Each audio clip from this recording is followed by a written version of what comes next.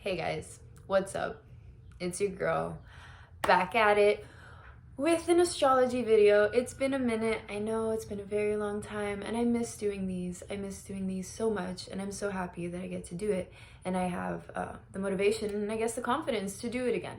So let's try this out. Let's give this a shot. So the reason why I wanted to make this video is because Pluto retrograde, let me move this camera a little bit lower because it's like kind of weird.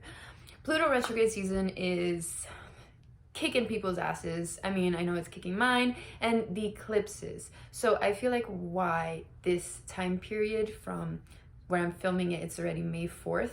The beginning of May, we already started to feel it. The eclipses and Pluto retrograde together combined both symbolize periods of deep transformation, deep change, birth and rebirth cycles.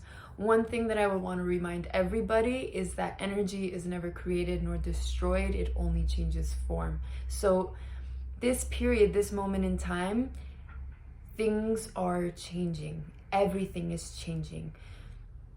People's energies are changing, your relationships to other people, your jobs, like anything in your environment, everything is being changed for the better though, for the better, because we also have Saturn in here making these aspects, assisting with these aspects, and we have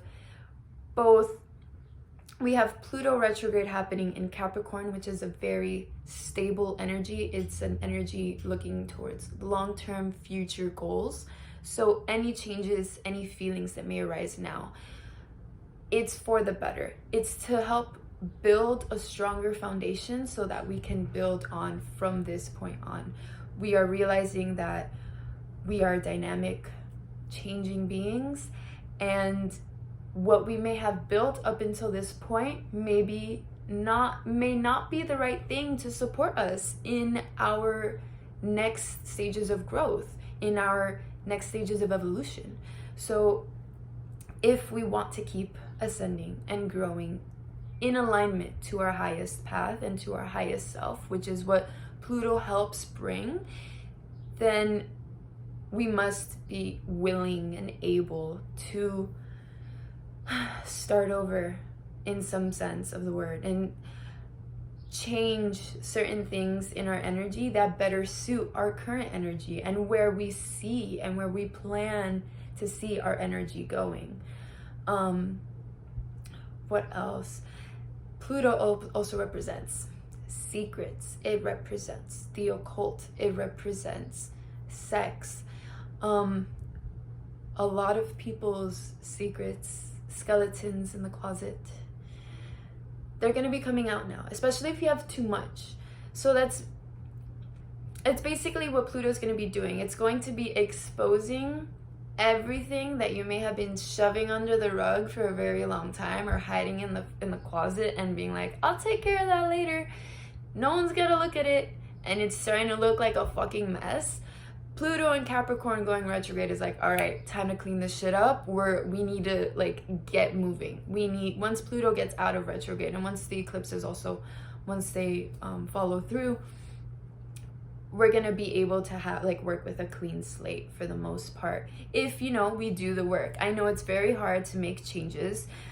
These are both in earth signs. Earth signs are very, very grounded, very immovable type of energies, but they are the strongest, right? So anything that wouldn't stand the test of time isn't going to be happening. It's going to be demolished right now so that we can build things that will stand the test of time, right? So I want to go over a couple of important dates and what I see the energies, how the energies are going to be interacting with each other on those days for this month. Next month is going to be a whole other story and this video would be way too long, but I figured I would be covering May because this is when the eclipses are happening. This is when I feel like the energy is going to be very intense and I would like people to be a little bit prepared, especially for the end of the month because the end of the month is interesting. So today when I'm filming this video, May 4th to the 6th, we have Venus that's approaching its trine with Pluto retrograde. So up until this point, the only planet that has met with Pluto, the reason why I'm looking down is because I have like my chart down here so that I can accurately tell you guys what's happening.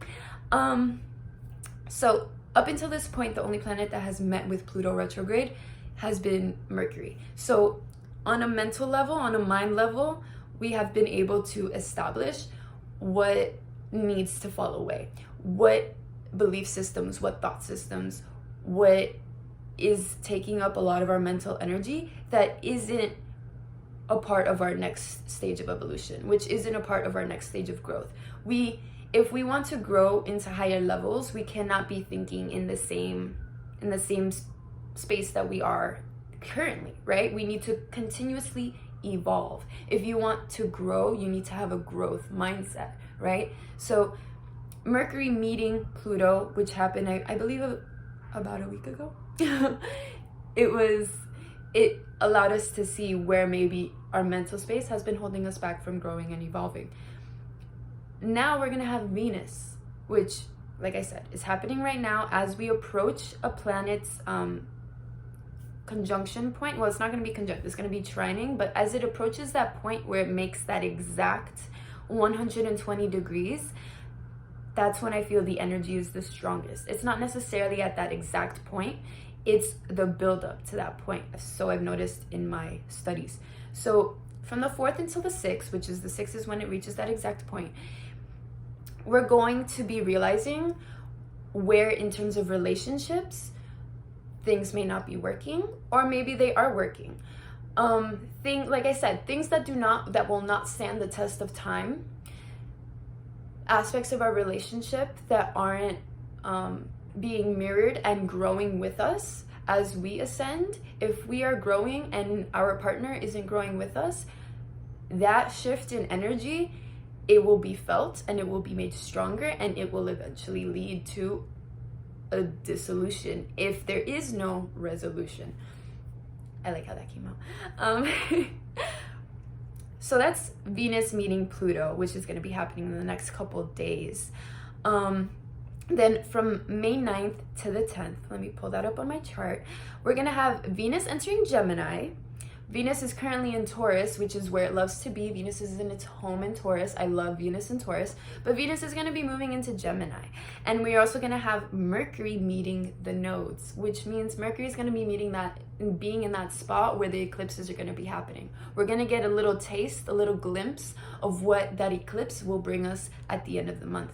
So Mercury, which is your mental state, which is your thoughts, and anything that goes on in here, that is a reflection of your reality. So Mercury is very, very, very crucial to how you perceive everything.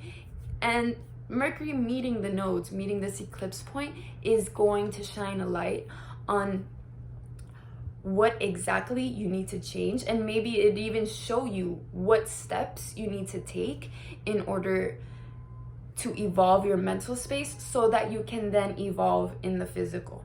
It all starts with the thoughts. For those of you that know Joe Dispenza, that have read his books, you already know. Everything starts with the mind. Your mind creates your reality.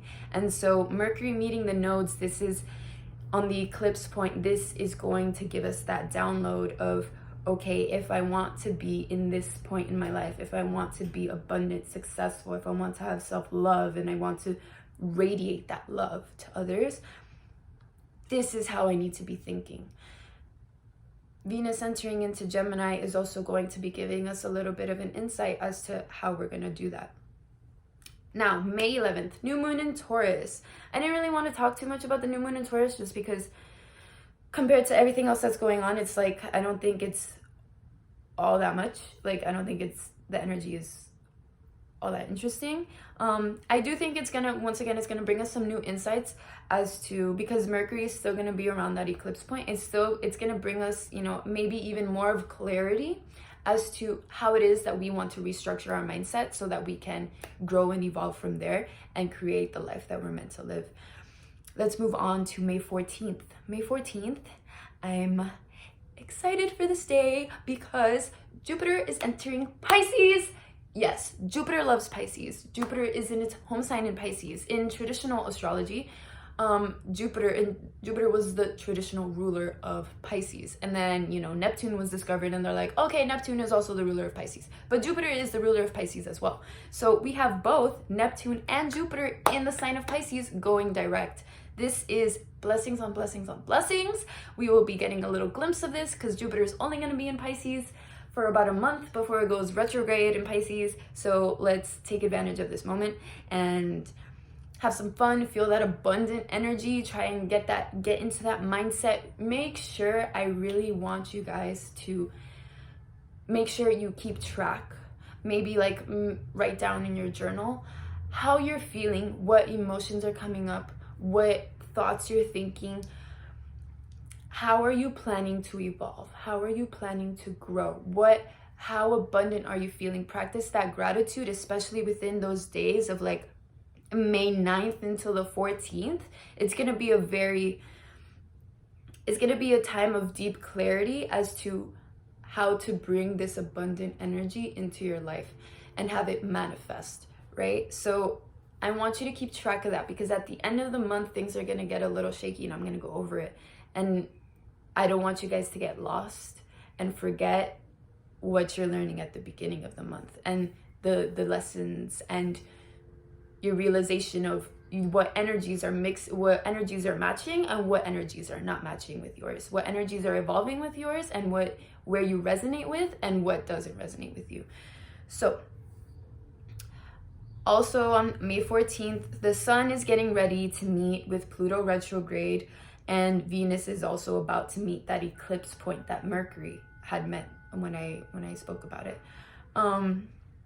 So as that time is gearing up, Jupiter is in Pisces. Jupiter just entered Pisces. We're literally gearing up and getting ready to go through a collective ego death.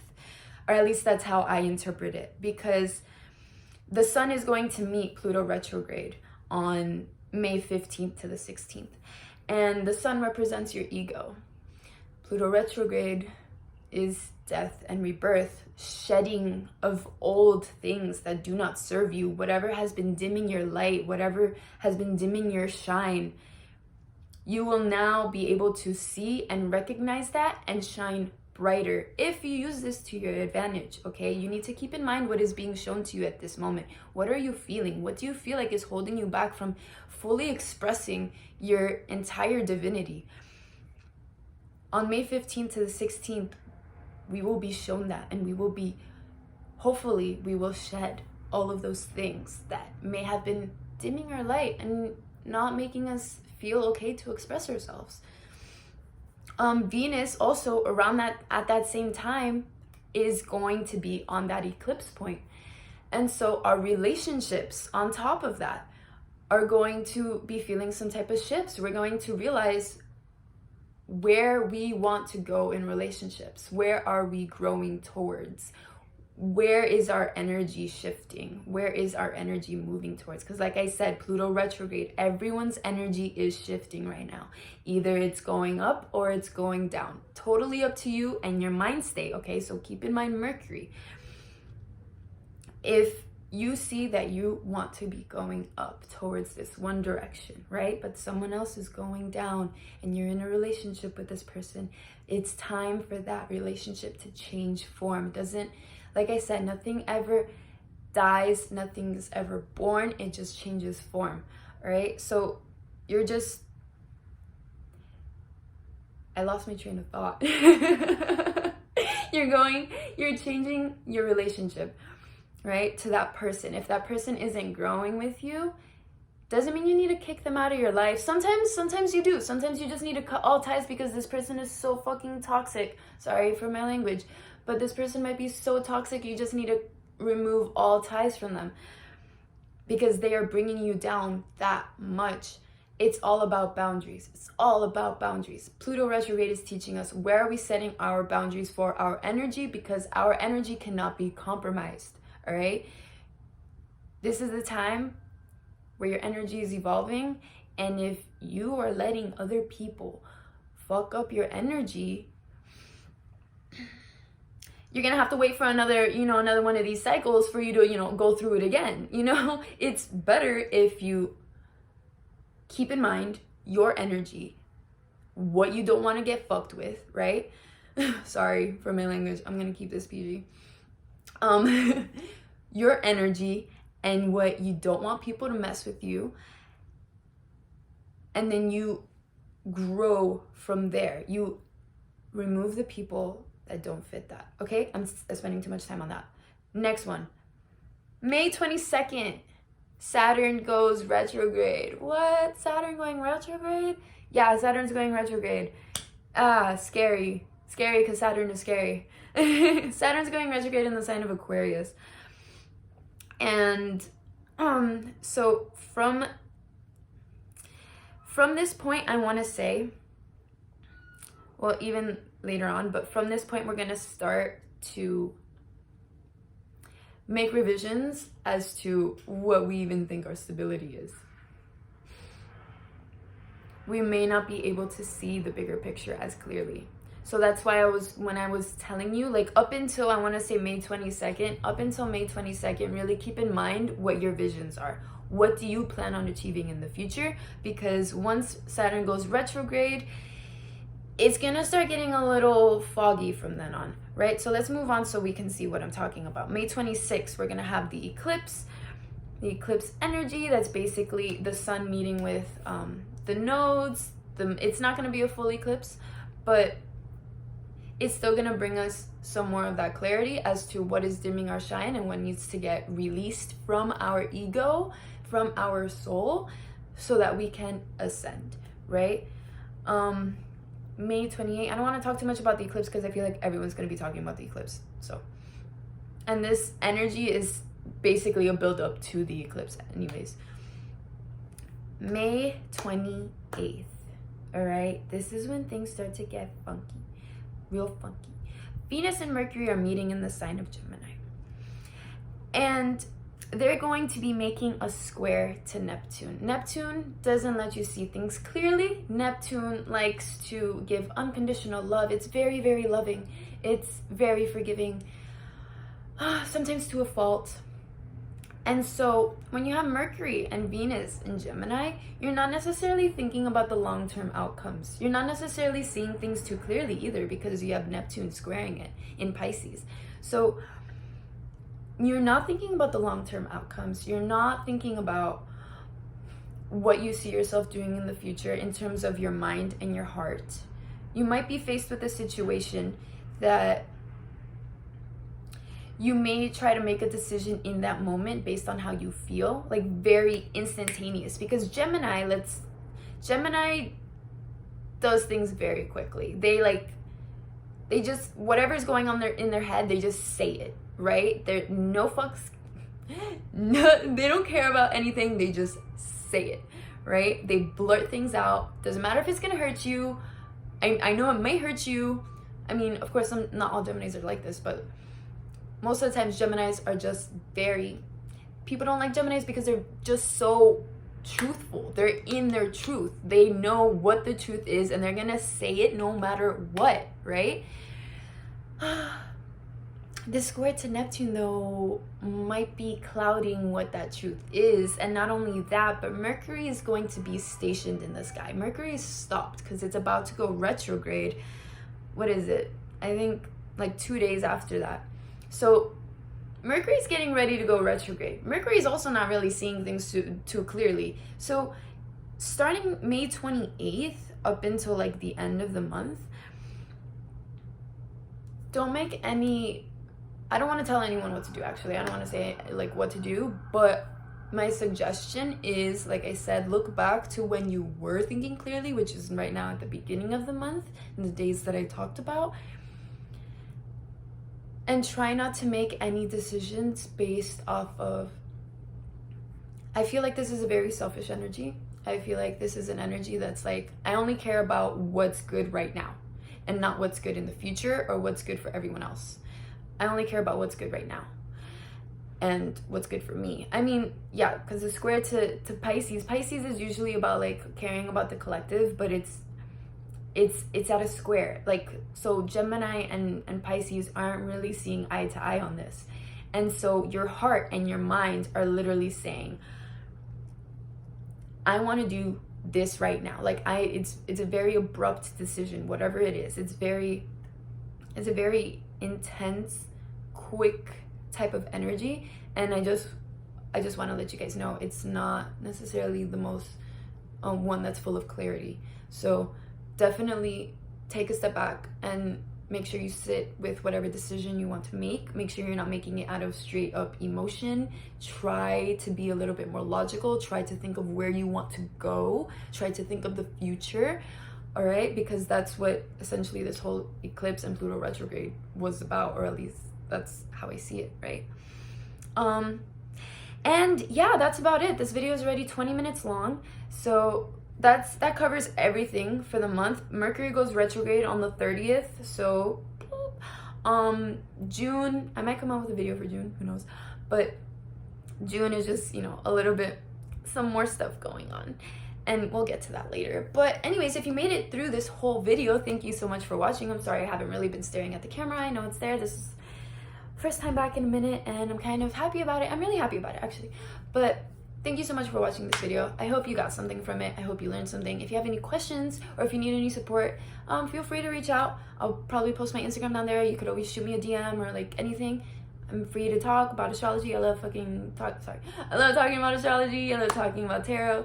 So yeah, thank you guys so much, and I'll see you guys later. Bye.